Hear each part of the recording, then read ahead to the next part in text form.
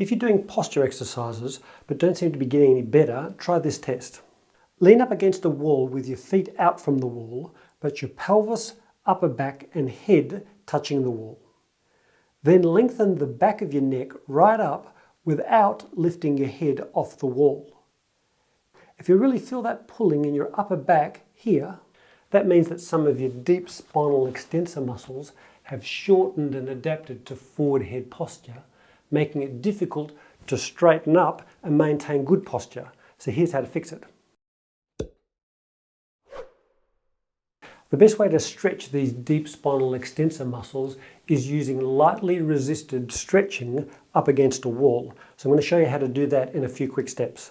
With your feet about 30 centimeters from a wall, put a pillow behind your mid-back so that the pillow ends at the base of your neck. Then press your pelvis and upper back up against the pillow. Now touch your head against the wall and lengthen the back of your neck to check that stretching sensation in your upper back. If the stretch is pretty intense, you might want to start off without the pillow. Then in this position, cup the bottom of your head with your hands and lengthen the back of your neck using your hands to pull. Do this a couple of times to get the hang of it. Again, don't lift your head from the wall. The fingers of your hands should be touching the wall at all times. Now you're stretching those deep extensor muscles. If you want to make it a bit more effective, resist lightly with your neck as your hands lengthen the back of your neck. Use the muscles of your neck to create a light resistance to the pull of your hands, but allow the hands to win. This way you're using the extensor muscles as they're being lengthened. Then just repeat that 10 times slowly.